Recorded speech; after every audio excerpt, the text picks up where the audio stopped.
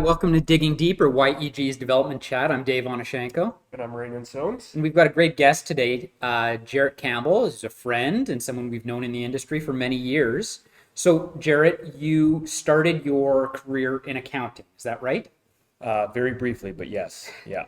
And then you started to build that experience in real estate. And right now, we'll get into a bit of that history, but you've worked in a variety of different roles, and some of your projects have included some historic buildings, like we're talking about today, the Gibbard Block, Brighton Block, Stadium Yards, obviously new, Mayfair Village, North and South. And you are the principal of Aspen Advisory, a local real estate firm, development management that's focused on unlocking kind of unique components of real estate. Yeah, absolutely. That's a good summary. Yeah, tell us a little more about what you've been doing the last few years with Aspen. Yeah, absolutely. So, Aspen is kind of what I operate under, sort of a solo, real estate entrepreneur, and certainly have a variety of different things I can help different clients with, and mostly related to development management, finance, helping them structure deals, helping them coordinate their debt, coordinate their equity, and then more on the development management side, so everything from coordinating with architects and engineers and construction managers, and broker a deal from time to time, whether that's office space or retail. So I keep it very interesting and do a lot of different type of work. It sounds a little bit like how we always refer to planners, or even some of the stuff we do at Clarity, where you're wearing multiple hats. Mm-hmm. And real estate is, it's fluid. So you find yourself in your expertise and your ability to help people throughout different components of projects, assembling, like you said, pro forma, structuring, development management, Putting out fires, brokering space. And so specifically, though, you have had a bunch of experience, and this is by nature of maybe some of your relationships and history, working on retrofitting existing space, and some of that being historic buildings. and maybe I would say more than just retrofitting. Sometimes gutting and kind of restarting in some respects, and trying to maintain some of the history. So I think Dave already mentioned some of the projects you've been involved in. The Brighton Block, Gibbard Block were some that you were involved in and are complete. Why don't you tell us a little bit about those? Yeah, absolutely. Well, if we're going to talk about heritage, we can kind of step back, and it's an interesting topic of conversation. It's a little sort of subsect of the real estate market that isn't very big when you really think about real estate, but it certainly draws a lot of sort of community attention, Mm-hmm. and usually in a negative way, right? Sure. So often there's all of these, or not all of these. There's a few, historic buildings, and then one will be slated for demolition, and then the community rallies behind it, and you end up with a lot of conversations about how we can save these buildings or what we can do. And so I was certainly part of that conversation years ago. Would see a heritage building get torn down and sort of lament that, and I was very involved with my community league and a few other organizations, and so as kind of karma for that, was presented an opportunity in 2017 to alongside a couple of partners purchase the Gibbard Block in Highlands, which is a 10,000 square foot 1912 built Edwardian brick building. And so it went from lamenting, hey, I'd love to see these buildings saved, to okay, we'll save this one. And it certainly gave me a very good perspective on the challenges and why you often see the buildings end up in the wrecking ball, and what we can do about it, but also what we kind of have to the market-based factors that we have to live with in that regard. And I mean, there's a rendering we have up on it now. Beautiful building. That's a picture of the. Oh yeah, sorry, a picture of it now, post renovation, post retrofit. Not without its challenges, as you said. As a planner, I love this. This is a little retail node in the Highlands neighborhood, east side of downtown Edmonton, and it was on an old streetcar line, and it's just such a great asset for that neighborhood. So to see the reinvestment in it. As a community builder, someone who believes in that local retail, as we kind of talked about, 2 episodes ago, So, yeah. Tremendous value, but not without its challenges. So tell me this. I mean, I think most people probably listening to this or watching this have a similar appreciation for these types of assets to your city and communities, and potentially to your investors. But when you start a project like this versus getting through a project to completion, what are some of the different challenges that might arise from taking on a heritage type building as opposed to more of a traditional real estate investment? Yeah, I mean, I think that there is, there's sort of this always, when you're thinking about development, it's, if you were going to start new and you had just a blank canvas, you just have a raw piece of land. I mean, certainly development is not without challenges. There's going to be things that come up and there's going to be unknowns. And then every time you go to do a renovation or a retrofit, there's always complications. And when you get into a 1912 building, there's just a lot of things that can happen. And each heritage building, how they were built, is going to be different. And so you end up oftentimes with an owner who recognizes the value in this building, the community recognizes the value, the city recognizes the value. There are some grants available. And so, like with any development, you're looking at your pro forma, and, probably the mistake we made on the Gibbard Block is being a little too ambitious with how we could pull it all together from a construction and redevelopment side. But of course, the constraint, and we see this all the time, is the existing owner goes, well, I know I have something special and I want a price that reflects that. And the struggle is finding a price that works for them, but that also gives you the breathing room to come in there. And so with the Gibbard Block, again, this was my first sort of heritage restoration project, for my partners as well. And it sounds simple, and you don't know what your unknowns are, and I think that's one of the big challenges. So you come into a heritage building, you don't know what you're going to find, and you can find all sorts of stuff. And lesson learned is to build a big contingency, because you don't know what you're going to find, right? And so you go into a project, and and this isn't just unique to heritage buildings by any stretch. It's any building you're going to renovate, right, is older. So I guess heritage. So a 1912 building, just was built at a time when there wasn't city inspections done. There wasn't building code, and and then it's lasted for 100 and some years, and so it's been renovated like 5 times since then. And you just there's just a bunch of layers of stuff that we can find. And in that particular case,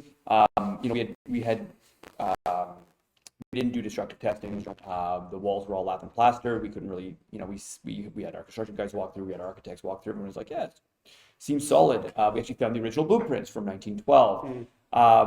As it turned out, they weren't built to the original blueprints, and and there were some issues that didn't expose themselves.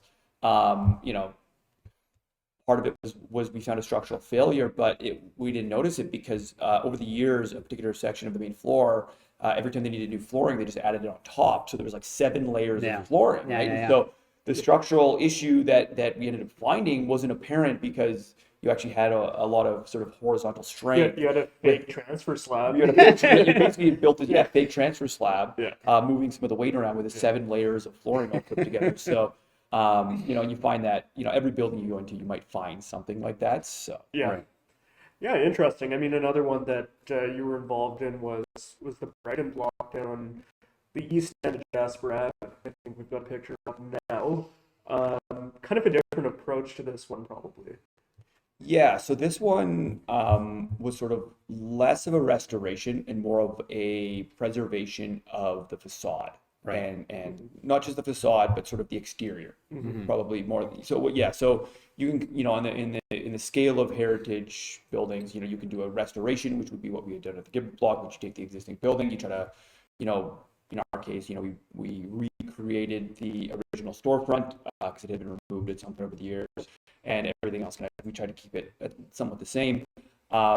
That you look at, and we've got a couple of examples where we just preserve the facade. So the Ramsey building on Rice Howard Way, or the Glenora Bed and Breakfast where the McLaren is, where it is fundamentally a new building, and just the exterior is the old building. The Brighton Block is slightly different. It actually is the whole exterior of the building got preserved. Ownership had started a restoration, had opened up the building.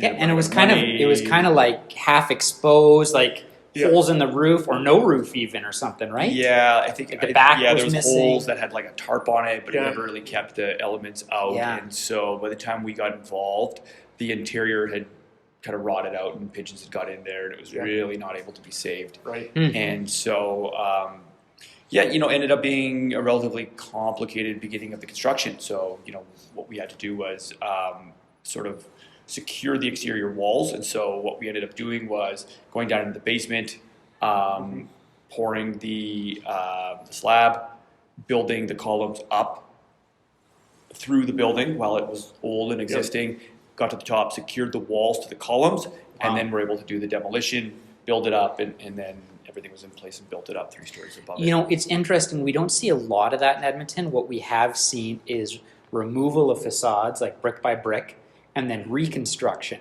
Yeah. And, there's arguments both ways. That isn't what today's episode is about. But you do see that a lot more in, Toronto. I've seen it in New York. In Victoria. All over the place. Yeah, and, there's an economic question to it. And then I guess there's a bigger question. Are we preserving history by rebuilding it? Or is it just if it stays in its original form with the original mud and grout someone put down? And I think that's a can of worms. We'll save for another day. But by having to preserve it, what I'm getting at is it provides some unique construction challenges, as you described, that ultimately are reflected on your pro forma, and if not, maybe offset from a heritage grant or something to make up that difference, has implications on the success of it. And so I don't know if you want to get into that a bit in terms of the economics of this, because knowing there's a lot of unknowns, as you described in the previous building, but in the Gibbard, I should say, and knowing there's been challenges trying to lease the Brighton Block since its completion. Does that go back to some of these unknown difficulties, or maybe assuming outcomes that you might not always achieve? Yeah, I mean, that goes with any development project, and that's not unique to Heritage. I think with the Brighton Block, and I'm no longer involved with that project, but it was really the wrong product type into the wrong location with the wrong specs, and whether that was a heritage building or not kind of had nothing really to do with that one and why it hasn't been successful. Sure. The Gibbard Block was successful on the leasing side. Yep. That one was, and our investors made out okay, not kind of fully where we thought on pro forma. That was just us seeing cost increases related to some of the delays and some of the issues with our structure. Yeah. But there's always this issue that comes up is the market will bear what the market will bear. Sure. And the reason that there's grant programs is the market itself doesn't necessarily lend itself to preserving these buildings. Yeah. So, a lot of folks love these buildings, but when it comes down to, will you get more customers in a heritage building? Yep. And because you're getting more customers, you can pay more rent, then it gets pretty tenuous. It's not really the case, and of course people love to be in beautiful historic spaces. Yep. Sure. That beautiful historic space is also probably more expensive to operate from an energy efficiency standpoint. Yep. There could be additional maintenance, requirements. And so it's not like you're paying more rent, Sure. right? Is often the problem and from the market base. And it also, location by location. So one of the recent controversies was where the Parks project is going up. There's a building called the El Mirador, which was a small-scale apartment building in a unique kind of Spanish colonial style. In that one, again, you're sitting in downtown Edmonton, relatively prime land. You've got an LRT station right there. You've got a new park going in, and you've got, I don't know, was I think like 20 units of an older building. How do you make sense of that, right, from a market base, and where would the money come from? If you were to say to the owner, like, hey, we actually really like this building and we want to preserve it, and the owner goes, okay, well, this land is worth, X millions of dollars, more than the structure on it. More than the structure on it. Yeah. Right? The structure was older. It would have maintenance issues. I've heard stories about the rodents in that building, and just it had fallen into disrepair after. But I think that does speak to, and we spoke about this, we touched on it lightly at the beginning when you talked about people coming out and, fighting to preserve heritage and stuff like that. How little of that we have in Edmonton. It's a fairly young city, so we don't have, a lot of history. And, throughout the 50s, through the 70s, there was a lot of demolition of some of these buildings from, that are 100 years old now. Yeah. And, all throughout the warehouse district in downtown Edmonton or however else. And even just demolition for gravel parking lots because they didn't see the value at the time. So, whereas some cities might have a lot more in their inventory, it's something that I think Edmontonians are a little more cognizant of now here. A little sensitive to, for sure. Yeah. Yeah. And that's why also there's so few and far between in terms of the amount of these projects that kind of come up for demolition, redevelopment, things like that. So it probably amplifies that a little too. So there's another project in the works, a bit of a restoration project, the Stovel Block. Why don't you tell us a little bit about what you have cooking there and who you're working with on that? Yes, the Stovel Block is a 3-story mixed-use commercial building on the corner of 97th Street and 103rd Avenue. It was owned by the City of Edmonton for a number of years. It got purchased a few years ago by Gather Co., which is a sort of really unique and innovative real estate firm based in Edmonton, run by Kelly and Devin Pope.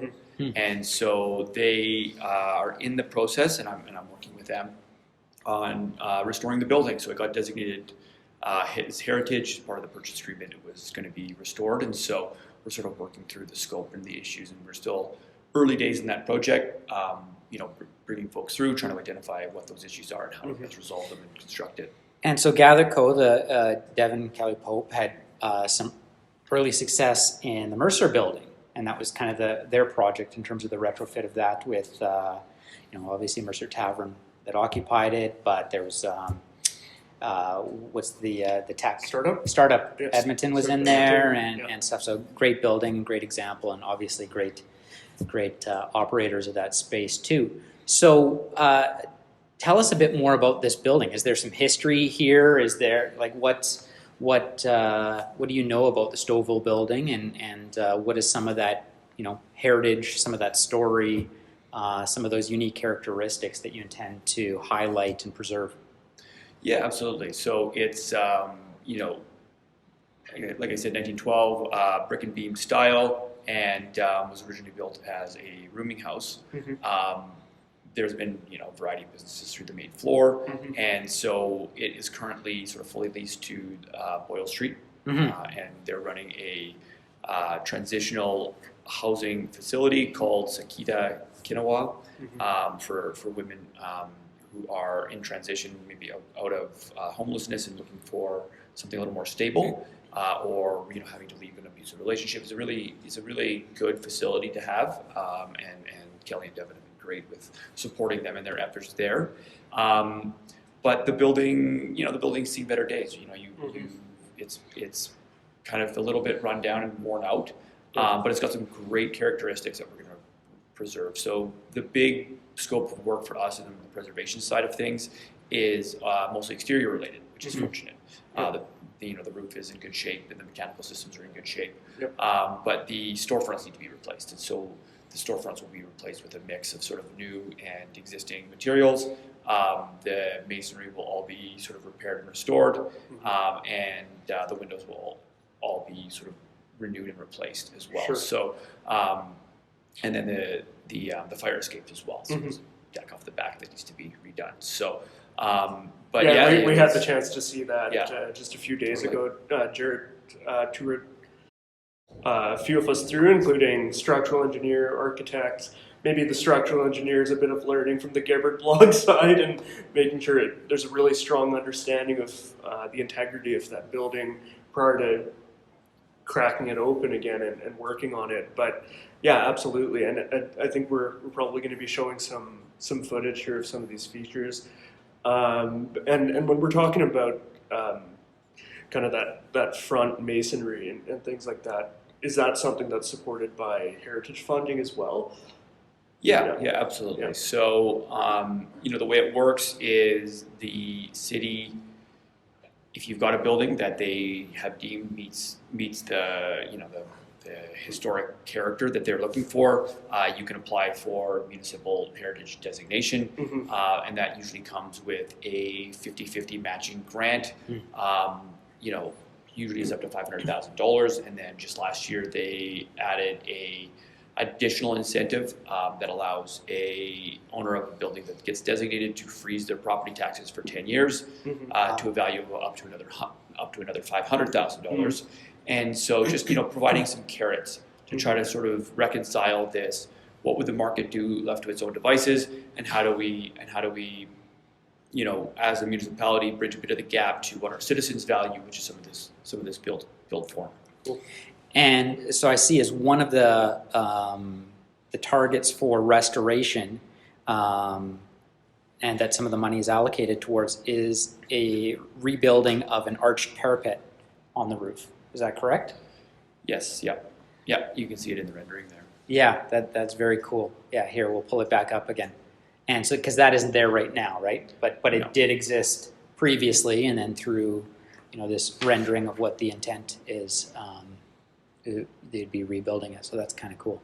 Yeah, absolutely. Yeah, often with these projects, as you start to try to figure out, you go to the archives. Yeah. The archives are great, right? They'll go pull these historic pictures and these old photos, and sure. Different buildings will have all sorts of different information about them, depending on just kind of what got saved, what got preserved. Like when we did the Gibbard Block and found the original blueprints, when we were done with them, I scanned them. So we would have a record of them and put them in the archives. So now, 100 years from now, somebody's going to come along and the Gibbard Block will need another restoration, and they'll be able to go through and find the original 1912 blueprints in the archives if they want. I hope you put the current architecture as well right with it, so they can access it all at once, nice and easy. Yeah, you know what? I can't remember if I did that. You're actually supposed to. That's what. Yeah, when you do a restoration, you're supposed to take your drawing set and put it in the archives, so that again 100 years. So yeah, if I haven't done that, I should. Leave the CAD drawings in there, and then they have to figure out. The thing is, it doesn't seem like a problem today, but in 100 years, when you're trying to dig this stuff up, and who knows where it landed. We'll have AI autonomous bots scanning the building anyway, so it won't matter then.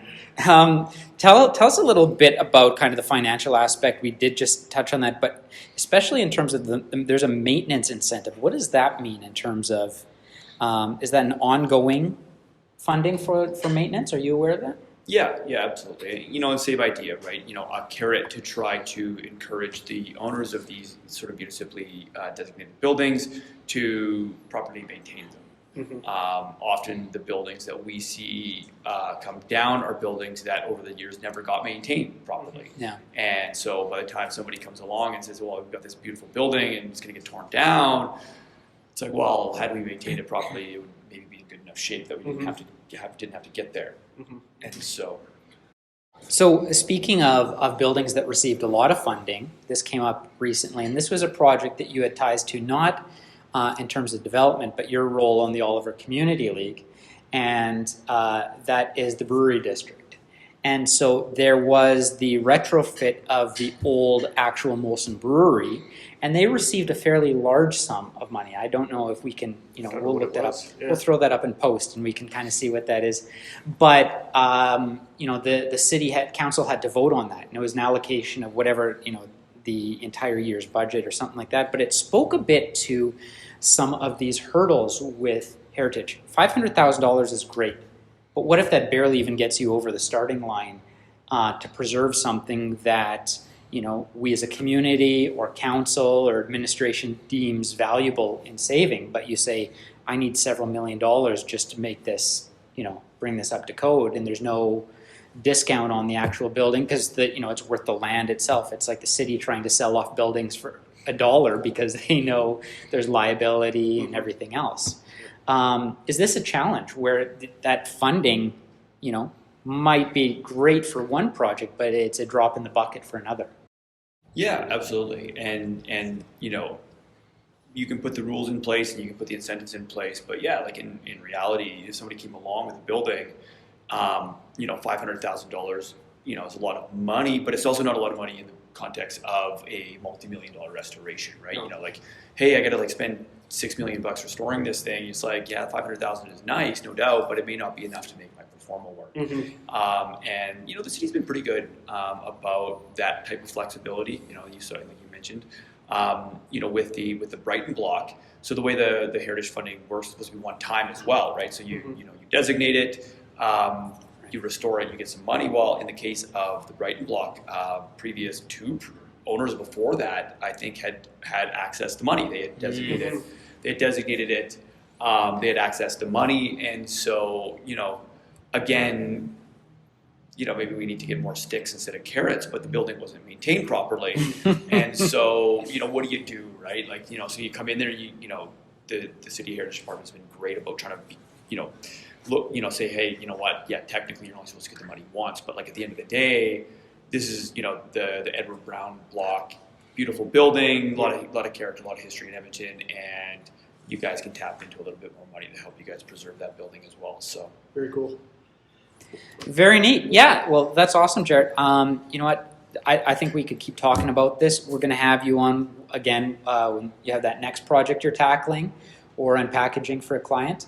And especially getting some more footage touring because that's really cool. Yep. And you've been kind enough to offer us tours of multiple projects of clients you've worked for in the past, and so that's really exciting.